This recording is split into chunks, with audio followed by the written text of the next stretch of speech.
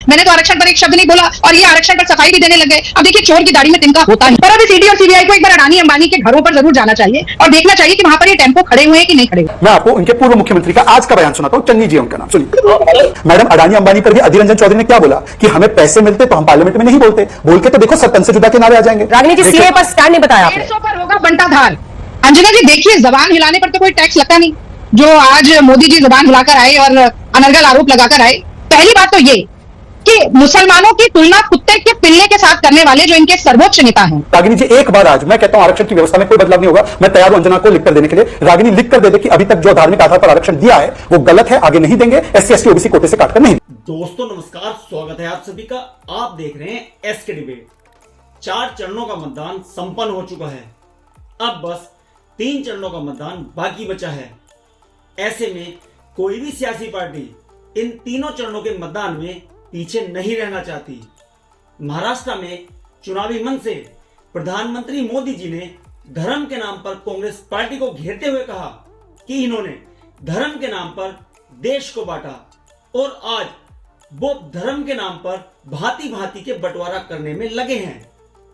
उन्होंने कहा कांग्रेस के लिए माइनॉरिटी सिर्फ एक ही है, उसका अपना प्रिय वोट बैंक। मोदी जी आरक्षण के बंटवारे को लेकर पहले ही बोल चुके हैं कि मोदी जब तक जिंदा है SC ST OBC के आरक्षण का रत्ती भर भी हिस्सा धर्म के आधार पर नहीं बंटने दूंगा। हालांकि विपक्ष की ओर से पैरवी करते हुए लालू प्रसाद यादव पहले ही बोल चुके हैं कि मुसलमानों को पूरा आरक्षण मिलना चाहिए। दूसरी तरफ लखनऊ में कांग्रेस अध्यक्ष मल्लिकार्जुन खड़गे ने अखिलेश यादव के साथ मिलकर साझा प्रेस कॉन्फ्रेंस की। प्रेस कॉन्फ्रेंस करते हुए उन्होंने कहा अगर गठबंधन की सरकार आएगी तो हम 5 किलो फ्री राशन की जगह 10 किलो फ्री राशन देंगे। उन्होंने आगे बीजेपी को घेरते हुए कहा कि फूड सिक्योरिटी एक्ट तो हम लेकर आए, आपने कुछ नहीं किया। हालांकि मल्लिकार्जुन खड़गे ने 10 किलो मुफ्त राशन का वादा तो कर दिया, जबकि प्रियंका गांधी मुफ्त राशन योजना को लेकर मोदी सरकार पर पहले ही हमला बोल चुकी हैं। 9 मई को प्रियंका गांधी ने रायबरेली में एक चुनावी मंच से कहा था कि 5 किलो मुफ्त राशन मिल रहा है, ये अच्छी बात है, लेकिन इससे आपका भविष्य नहीं बनेगा, इससे आप आत्मनिर्भर नहीं बन सकते। आज की डिबेट इन तमाम मुद्दों पर होने वाली है। बीजेपी की तरफ से शहजाद पूनावाला जी हैं और रागिनी नायक कांग्रेस पार्टी की तरफ से हैं। दोस्तों वीडियो बहुत शानदार होने वाली है। आपसे अनुरोध है वीडियो को अंत तक जरूर देखें। वीडियो पसंद आए तो लाइक करें, शेयर करें, कमेंट करें और मेरे चैनल को सब्सक्राइब करें। चलो दोस्तों मेन डिबेट स्टार्ट करते हैं। चलिए शुरू करते हैं। मेजॉरिटेरियनिज्म, एक सेकेंड, ये शब्द डालने की जरूरत क्या थी? और सभी जानते हैं कि बहुसंख्यक इस देश में कौन है। अबे जल्दी बोल, कल सुबह पनवेल निकलना है। अंजना जी मैं आपको याद दिलाना चाहती हूँ, वो भी 2 दिन पहले जब नामांकन भरा मोदी जी ने, तो वहां पर एक आप ही के जैसे बड़ी सुप्रसिद्ध महिला एंकर है, उनका इंटरव्यू बड़ा वायरल हो रहा था। उसमें नरेंद्र मोदी जी ने कहा कि अगर मैं हिंदू मुसलमान कर दूं तो मुझे सार्वजनिक जीवन से त्याग कर देना चाहिए, सार्वजनिक जीवन को छोड़ देना चाहिए। और वो इतना, मैं समझती हूँ कि उस पर तो अंधभक्तों को भी हंसी आ गई होगी कि भैया झूठ बोला जाए तो ऐसा बोला जाए। और अभी 2 दिन नहीं बीते ये कहे हुए और आज फिर खड़े होकर अल्पसंख्यक और मुसलमान और हिंदू और बजट से शुरू हुई आरक्षण पर आ गए। मैंने तो आरक्षण पर एक शब्द नहीं बोला और ये आरक्षण पर सफाई भी देने लग गए। अब देखिए चोर की दाढ़ी में तिनका होता ही। अरे कहना क्या चाहते हो? मेरा प्रश्न कुछ और था रागिनी जी। रागिनी जी, यहाँ 35 करोड़ बरामद हुए थे। हाँ सही कह रही है अंजना जी। आम आदमी ये भी कल्पना नहीं कर सकता कि अडानी और अंबानी कितने टेम्पो में भर भर के काला धन पहुंचा रहे, किस किस को पहुंचा रहे थे। अब मोदी जी की कठपुतलियां हैं, देखिए ना, ईडी, इनकम टैक्स, CBI, वो जाएंगी विपक्ष के लोगों के घरों में, छापे मारेंगी, नोट। मैं तो कह रही हूँ जिसने बेईमानी की वो पकड़ा जाए, उसके ऊपर सख्त से सख्त कार्रवाई हो। पर भैया खुद तो जब मरघट में 24 घंटे लाशें जल रही थी, देश के लोग एक एक सांस के लिए तड़प रहे थे, तब जिस कंपनी ने कोविशील्ड बनाई 52 करोड़ रुपया उससे चंदा लेकर मरने के लिए छोड़ दिया, मौत पर भी मुनाफाखोरी कर ली। वो 52 करोड़ भी अगर दिख जाता ना अंजना जी तो भी लोगों की आंखें फटी की फटी रह जाती। पर अभी सीडी और CBI को एक बार अडानी अंबानी के घरों पर जरूर जाना चाहिए और देखना चाहिए कि वहां पर ये टेम्पो खड़े हुए हैं कि नहीं खड़े हुए। आपकी औकात बता रहा हूँ सर, बुरा नहीं मानना सर। अभी रागिनी जी ने कहा कि ईडी सीबीआई का दुरुपयोग हो रहा है राजनीतिक जो उनके ओपोनेंट्स हैं उनके खिलाफ। मेरी बात को तो ऐसे पिछले सेगमेंट में रागिनी जी ने माना नहीं, मैं तो ठहरा गरीब मुसलमान के परिवार से। मैं आपको उनके पूर्व मुख्यमंत्री का आज का बयान सुनाता हूं, चन्नी जी है उनका नाम, सुनिए। अरविंद केजरीवाल जमानत के बाद पहली बार पंजाब आए हैं, अब वो रोड शो करने वाले थे उम्मीदवारों के हक में, तो क्या लगता है कि आम आदमी पार्टी की स्थिति हो पाएगी? केजरीवाल एक शराब के बहुत बड़े घोटाले च नामजद जेल तो सिर्फ 15 दिन वास्ते बाहर आ रहा है। अजिहे बंदे पर असीं क्या विश्वास कर सकते हैं? दिल्ली के विच बहुत बड़ा शराब का घोटाला होया ते उही घोटाला पंजाब विच भी होया। अंजना जी आज का बयान है, हो सकता है आपके यहाँ पे चलेगा आगे जाके, उम्मीद है मुझे। ये चन्नी जी ने कहा कि ये केजरीवाल शराब घोटाले का मास्टरमाइंड है, 15 दिन की इसको केवल कैंपेनिंग की परमिशन मिली है, ये शराब घोटाले का किंगपिन है, ये उन्होंने बोला है। अब मेरा बयान तो है नहीं। अब ईडी सीबीआई के विषय में इन्होंने इतनी बातें बोली है, यही ईडी सीबीआई की जब गिरफ्तारी मनीष सिसोदिया की हुई और बाकी नेताओं की हुई तो दिल्ली कांग्रेस के नेता जो है सेलिब्रेट करते थे। अभी भी पंजाब कांग्रेस में यह बात कही जाती है कि आम आदमी पार्टी सबसे भ्रष्ट है, वहां पर 40,000 करोड़ का घोटाला किया है। जब आम आदमी पार्टी इनके से अलग थी, इनका निकाह नहीं हुआ था, तो कहती थी छत्तीसगढ़ पर जो ईडी की कार्रवाई है वो बिल्कुल सही हो रही है, भूपेश बघेल और राहुल गांधी को गिरफ्तार करना चाहिए। पर चलिए इन्होंने स्टैंड बदल दिया है। मैं आता हूं दूसरी बात पर, अडानी अंबानी का इन्होंने जिक्र किया। मैडम अडानी अंबानी पर भी अधीर रंजन चौधरी ने क्या बोला कि हमें पैसे मिलते तो हम पार्लियामेंट में नहीं बोलते, अब हम चुप हो गए हैं। अब क्यों चुप हुए हैं? इन्हीं से पूछ लीजिए, उनके नेताओं ने सत्यापित की मोदी जी की बातों को, हमने नहीं कहा। क्या नहीं कहा अधीर रंजन चौधरी ने? चलिए आपको मौका मिलेगा तो आप बता देना ये बात को। आगे बढ़ते इन्होंने कहा कि हम लोग हिंदू मुस्लिम करते हैं, ये वो दूसरे नेता भी है जो इंडिया अलायंस के, उन्होंने भी कहा।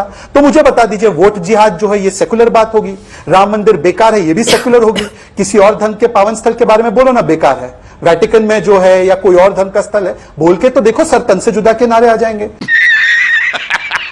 नहीं जी, सीए पर क्या स्टैंड है आपकी पार्टी का? अंजना जी, सीए चुनाव में मुद्दा बनेगा, 370 भी मुद्दा बना था, नया कश्मीर का नारा भी दिया था। जब चुनाव लड़ने की बात आई कश्मीर में तो डर के काहे भाग गई भारतीय जनता पार्टी? एक बार शहजाद पूनावाला से पूछ के बताइए, किसी भी एक लोकसभा सीट पर कश्मीर में चुनाव लड़ने की हिम्मत क्यों नहीं दिखाई?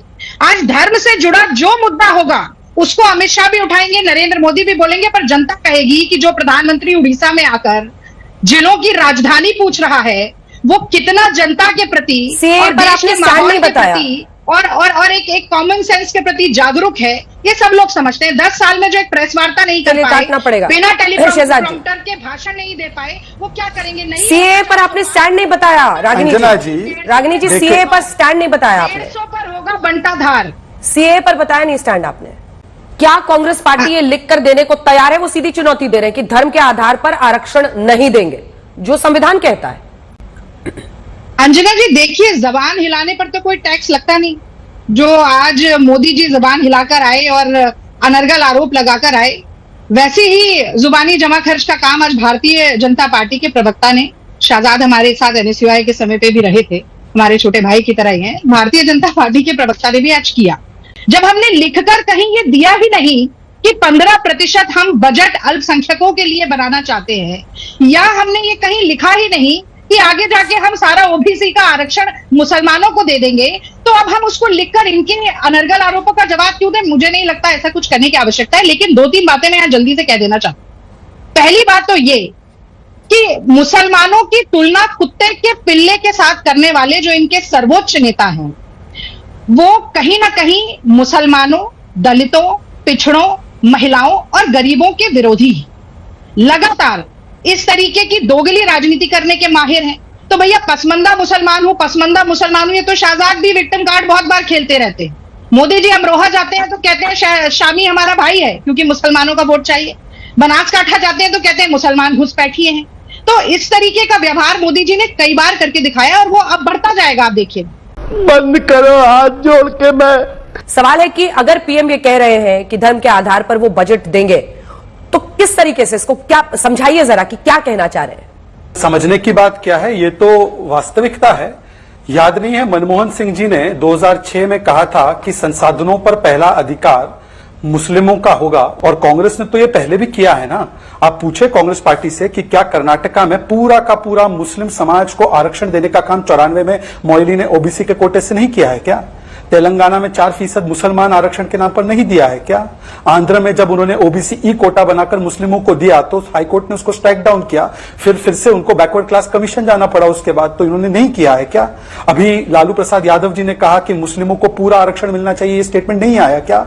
एएमयू में जहां पर SC ST OBC को आरक्षण मिलता था, मुस्लिम तुष्टिकरण की राजनीति में उसको काटकर उनका अधिकार मानने का काम नहीं किया है क्या? अन्यथा रागिनी जी एक बार आज मैं कहता हूं आरक्षण की व्यवस्था में कोई बदलाव नहीं होगा, मैं तैयार हूं अंजना को लिख कर देने के लिए। रागिनी लिख कर दे कि अभी तक जो धार्मिक आधार पर आरक्षण दिया है वो गलत है, आगे नहीं देंगे, SC ST OBC कोटे से काटकर नहीं देंगे। अंजना जी कितनी हास्यास्पद बात है।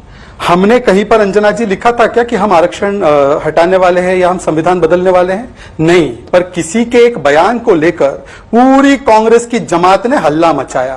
अब यहां पर तो आपके एक कृत्य है, केवल मैनिफेस्टो नहीं मैनिफेस्टेशन है। आप सरकार में जब रहे तब आपने ये मैनिफेस्टेशन दिया है, ये किया है। मजा आया। देखा दोस्तों, आपने रागिनी नायक और शहजाद पूनावाला दोनों को सुना। आप किसकी बात से सहमत हैं? दोस्तों वीडियो को लास्ट तक देखने के लिए दिल से धन्यवाद। और वीडियो के बारे में आपकी क्या राय है कमेंट सेक्शन में कमेंट करके बताएं। और अगर वीडियो पसंद आई तो लाइक करें, शेयर करें, कमेंट करें और मेरे चैनल को सब्सक्राइब करें। जो दोस्तों मिलते हैं अगली वीडियो में। जय हिंद, वंदे मातरम, जय श्री राम।